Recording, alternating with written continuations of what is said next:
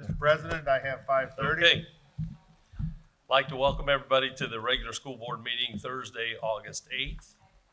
Mr. Philo, could you call roll? Mr. Browning, Here? Mr. Steininger, Here. Ms. Landon, Here. Mrs. Malad, Here. Mrs. Webb. Here. Could we all please stand for the pledge? No flag. Oh, no, Yes, yeah, It's right here. It's the other I direction. didn't see I it. pledge allegiance To the flag of the United States of America and to the republic for which it stands, one nation, under God, indivisible, with liberty and justice for all.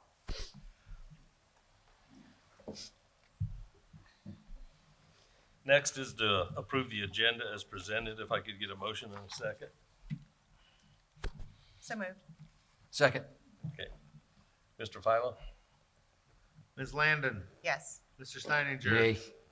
Mrs. Malad, Yes. Mrs. Webb, Yes. Mr. Browning. Yes, motion carries. Next is to approve the minutes of the Tuesday, July 2nd regular meeting and the Tuesday, July 23rd joint work session with the city and Bath Township. If we could get a motion in a second. So moved. Second. Mr. Philo? Mrs. Webb, Yes. Mr. Steininger, Yay. Ms. Landon, Yes. Mrs. Malad, Yes. Mr. Browning. Yes, motion carries. Next is board reports and good of the order. We could start with Stephanie. Okay. I only have a couple things. First is, now that this wondrous new building is complete and we're about to welcome students, I think it's time to refocus a little bit, think about academics and what we need to do to continue and have, I'm sure Dr. Brackenhoff has been doing most of the summer, to continue our good work, helping our students excel and be the best that they can be. It's exciting times for students, but we need to keep the eye on the ball of academics. Secondly, I want to say a big thank you to our staff that work for the summer lunch program, feeding program. They do a wonderful job, work through most of the summer and feed our students. And that's a very important thing, not only for the students, but in the community. The community's all aware that it's happening. So I want to say a big thank you to them. And that's all. Thank you. Katie? All right. Yes, just want to say congratulations to everybody for moving here and there and everywhere. And I know as Jerry just made the comment that somebody's been drinking from a fire hose. I think you all have been drinking from a fire hose for the past 3 months, and your hard work and effort are not unnoticed. So I want to say good job, well done, happy start of the year. It's so exciting to be back, and the kids are so excited to be here. I talked to a freshman who was at Freshman Focus this weekend, and she moved here from Florida, and she said, I can't believe I get to go to that building. So that's pretty awesome. But yeah, so thank you for all your hard work this summer, and good luck to you at the start of the year. I'll echo some of the things that Stephanie and Katie said, so thank you to everyone, for moving all the schools and all the moving pieces, and everybody that helped organize the open house, all the staff, and then a special thanks to Pam Gayhart, because, she made a lot of things happen for that day, so thank you, Pam. And thank you to the local businesses, for all their generous donations of the food and, also setting up out in the parking lot. I think we had a coffee truck out there in the parking lot. So, and then I also just want to kind of reiterate, I think our first scrimmage is going to be here at the high school next Friday, I think. Tomorrow. Was it tomorrow? There's a three-team scrimmage tomorrow. Okay, And then the big one is on the with Beaver Creek is on the 16th. 16th. Okay, I Yeah. got my dates confused. Yeah. But so that'll be here, and then our first home game is on September 6th because we have 2 away games. So just to kind of let everybody know that our first home game will be though on September the 6th. So, but thank you again for everything, and go Skyhawks. What they said. No. So, for me, there's been a lot of work that everybody's put into this building. And the exciting thing for me is starting to see staff and kids in it. walking around seeing teachers, getting their rooms ready and stuff like that. And then the kids in here for sporting activities on the fields and stuff. It's just, and then I stopped in for freshman focus. And I'll tell you, our staff does an unbelievable job, our teachers, I think, with that whole program of the excitement around it. And the freshman focus leaders were here the day before going through training. And the excitement they showed the freshmen as they were these, the timid, quiet freshmen coming in, the excitement that our kids showed to them, even as they were walking in the front door, to me was amazing in terms of welcoming them to the building and stuff like that. And it was just exciting for me. I wanted to thank Pam again. The open house, in all honesty, was probably one of the neatest, most positive things I've seen in Fairborn in many years. Not only the attitude of everybody that was here that night, but the comments on social media and those kind of things were all extremely positive. And one that I remember was one that was put in where a person said, I'm not gonna name her name, but a person said, for once I feel like my tax dollars have gone to doing something special. And I believe that I think, when you combine this building with what's going forward with academics and those types of things, I think it is going to be special for Fairborn for the future. So that's it. I'll shut up. So next is, he said he wanted to pass. I'll pass. Yeah, sorry. School district presentations, Mr. Lawley. Okay, thank you, Mr. Browning. We have a special presentation here tonight. We have Craig Moore, who's going to give us a history of the schools on Lincoln Drive. Craig, take it away. Okay, we're going to actually start with the other thing I'm promoting tonight. It's the 100th season, if you look up there, of Fairborn football. Started in 1924, and before you math majors say, well, this should be 101 years, they didn't play in 1933. So this is the 100th season. So I put together a program to honor the past places where the teams played and several of the coaches that should be highlighted. So if we can go to the next slide. There you can see Waterworks Park at the top, which was Central Park, was played there from 1924 until 1954. And then the lower photo is Memorial Stadium on its last night. That picture was taken by Dennis Young. Next slide. There's the last game at Memorial Stadium in October of 2023. Next. This picture, unfortunately, is already outdated because they got the track lines now on the field, but this is Alumni Field at Skyhawk Stadium. And here's some of the coaches that are highlighted. Helmer Malk on the left was the first coach in 1924. He won a mythical Greene County championship. There was only 3 teams in the league that year. Bob Martin is on the right. He's the longest tenured coach of 16 years, was a 60% winning percentage, and back-to-back Little Six champions in 1947 and 1948. Next. Lloyd Punky Williams on the left won a WL championship in 1965, and he had 3 seasons with 28-2 records over those 3 seasons. Next is George Winkhouse. He was a longtime assistant starting in 1950. He became the head coach at Baker High School, and they had 4 seasons of non-losing seasons. He had some 5-5s in there. The last one on the right is Ron Painter, who coached at Baker and the first Skyhawks coach, and he had 79, 80, and 81 winning seasons with 19-10-1 record in the Miami Central Conference. And the next to last page is Galen Tuffy Thompson, Park Hills High School, Mad River champions in 1976, Miami Central Conference champions, and a 9-1 record, which is still the best record for any team in school history. And finally on the right is Roy Toby. He was the second longest tenured coach at 14 seasons. His team won the GWAC South Division Championship in 2011, and then he had 3 seasons of 09, 10, 11 with a 17-13 record. And then the last page is the historical one. That's all 21 people who have been the head coach of Fairborn football. This will be available in the stadium for $3. Okay, now the real reason I'm here. I'm a graduate of Baker High School, Fairborn High School, and I've known the history of this town for my entire life, and so I wanted the property on Lincoln Drive to be saved by photos. So I've done a drone history of this, but this is just what is in this. I'm going to give 2 of these to the school district, and they can do whatever they want with. Go ahead and roll this. This is not everything that's in here, but it's just a little, obviously that's all the 25 acres that was purchased.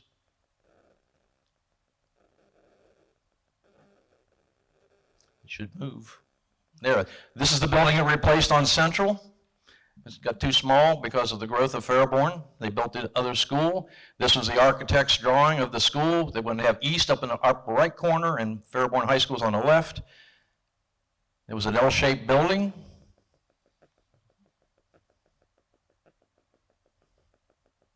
The stadium and field house were built later because they didn't have enough funding. It was built 2 years later. That school opened in 1953-54. This is East Elementary, which is part of Baker Middle now, or was, and it opened in 1952. It was the first building. That was what the high school looked like in 1953 when it opened. It was already too small. They built the stadium and a gym in the next 2 years. The gym opened first and the stadium opened second, and that's what the stadium looked like when it closed in 23. These are 2 photos of inside the gym, the Memorial Fieldhouse. One of the top photo shows the bleachers completely filled. Here's a complete student body concert in the 60s. This was a Cincinnati Philharmonic with Eric Kunzel as the director with the Park Hills and Baker choir singing. This is a baccalaureate service that was always held in the gym. This is a Park Hills commencement that was held in the gym. Obviously, they had bad weather because they also held them outside. This is the Fairborn High School Marching Band. You notice the upper left-hand corner, the memorial is lit, and the track there. This is Fred Bushmeyer, who the field was named for in 1978, 42 years in Fairborn as an athletic director and coach. This was a jet plane that was in the corner next to that memorial for about 5 years. It got so bad they had to take it out.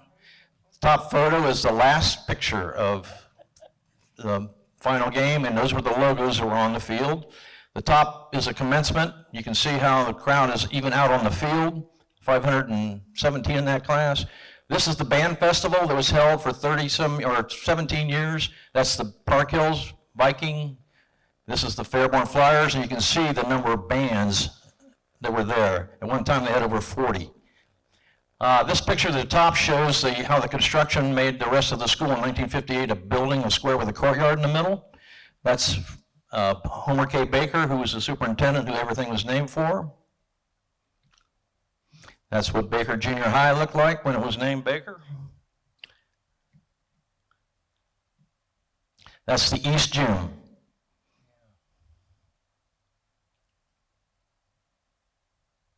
This is the auditorium that looked the same for all the years.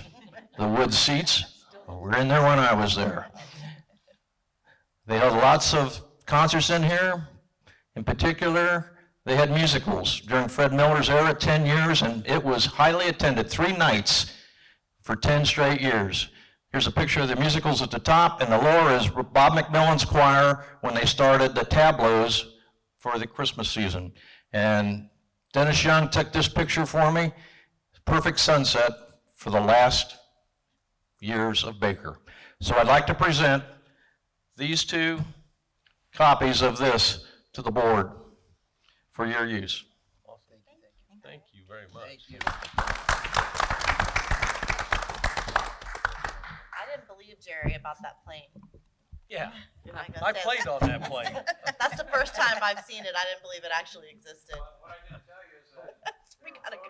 there are photos of it when it came from Main Street where the Air Force Museum used to be. Yeah. They took it right down Main Street Oh. and then right down Dayton Drive, right into the stadium. I don't know how they got it out. Yes, ma'am. What were you gonna say?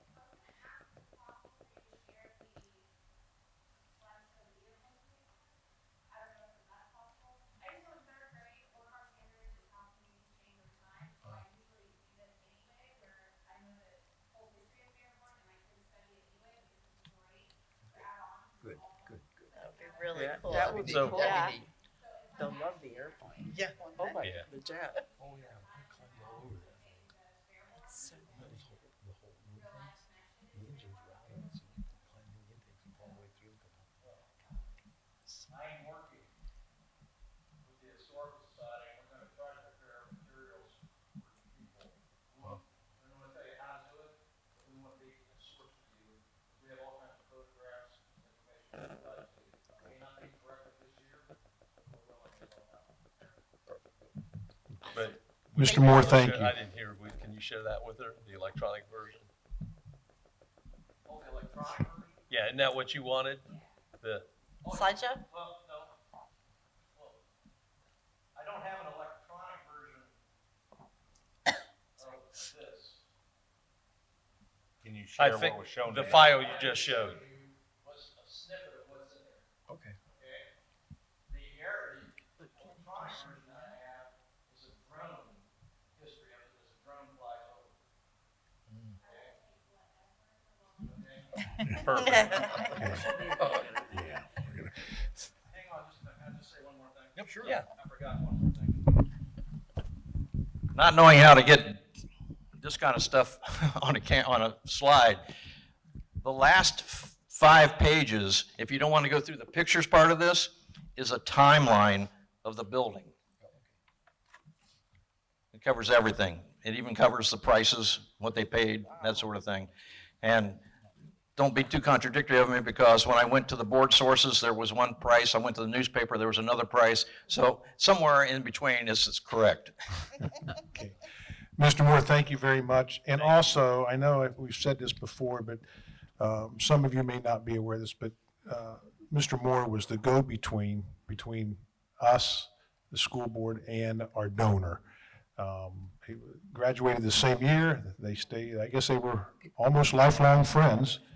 And we just thank you very much. And our donor really only had 2 requests. For all the money that he gave to us, he had 2 requests, and you correct me if I'm wrong. 1, he wanted to see the football field named Alumni Field.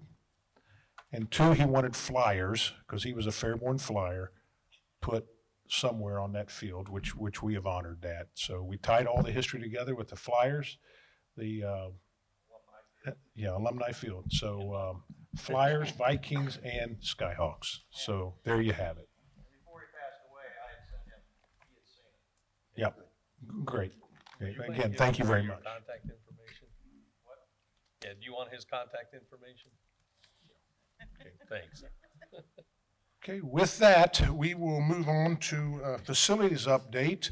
Mr. Rodney Roberts, who is getting baptism by fire with all of this. So, Speaking of fire hoses, yeah. So, Mr. Roberts, take it away. you get the mic.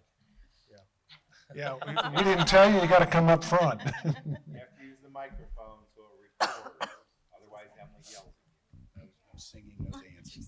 Okay, just a quick update for you. I'll start here at the high school. As you're probably aware, we did receive our certificate of occupancy last Friday. There still are a lot of moving parts, going on here, a lot of punch list items and things that we will be working with Peterson, our construction management team, to kind of get wrapped up. That's not a quick process. We'll probably be dealing with that for a few months. So, but that is ongoing. But we've made a lot of progress. We still got a ways to go here before next Thursday, before we welcome our teachers back, and then our students the following week. So, but we're on that, and so that's where we're at. Here at the high school. If you've driven by the primary building, primary school, you're probably a little as much nervous as I am. We're getting some progress, but Mother Nature, last week and one day this past week, has not been very kind to us. The weather really slows us down because it softens up that area that they've got to get those heavy trucks on to lay that asphalt. So our fingers are crossed. Hopefully tomorrow. We've talked to Pepper Construction. That's our company down there. We've talked to them. They've assured us that they're going to work double shifts if need be, and even work Saturday and Sunday this weekend to get that paving. I was down there a couple times today, and I was on site with Vic Keekins, who's our architect from SHP, and we met with them. And so They were doing some final grading over there today, so they are ready for asphalt. So once the asphalt starts coming, since all of the grading and gravel will be complete by the time they get here, they can just keep, they don't have to stop and regrade something. So once the asphalt starts coming, they'll be able to continuously asphalt all of that. And we've given them areas that are higher priorities than others. So they're going to try to knock out those high priorities for us. The playground equipment is about 90% up. Talked with as the folks that are going to install that. The rubber surface will go around some of that playground equipment. And then we have a large area that will mulch sometime after the 12th of next week. So we've got, again, fingers crossed, hope Mother Nature cooperates with us. And if she doesn't, then we'll regroup next week and have a plan in place that will keep our kids safe on arrival and departure and take care of everyone. And with Baker, we've had some conversations with district attorneys to make sure procedurally that we are doing things the right way. We've also had a few conversations with folks that might be interested in the property. I'm not sure that's going to pan out, but we're still moving forward with our plan there for abatement and demo. And once we can get the primary wrapped up and get this building operational and get kids, get people in it, we'll really hit that hard. As well as the construction of our new middle school. Our core teams had a couple visionary meetings. We're starting to zero in on square footage, and I'm sure you're going to get some more information on that tonight. So that's where we're at. So that's starting to get to an exciting phase. We talked with one of the representatives from Garmin Miller today, and we might actually see our first layout, kind of a preliminary layout of that building next week. So that's pretty exciting. So that's what I have for facilities update. If you have any questions, I'd be happy to answer them. Do we have any idea when, I know you might not know this, but the road construction out front will be done? We were at Rotary this past week, and we're hearing maybe Wednesday of next week. So talked to the public works director a couple times, and he assures me that before we have staff and students coming in, that road work out front here on Commerce, all of that paving will be done. Yep. Thank you. Okay. Any other questions? We got a question in the back.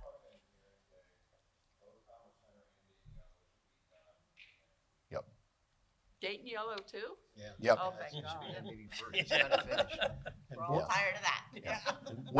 Wednesday's the kind of inside track day that we got, that everything can be Okay. done. Board members, if I can also add here, I was in communication with Mr. Titley earlier this afternoon. We're going to get some extra police patrol when it gets dark and through the night, because our facilities are still not locked down out at the field house net. So we're beefing up security a little bit. Tonight? Okay, thank you. Thank you, Mr. Roberts.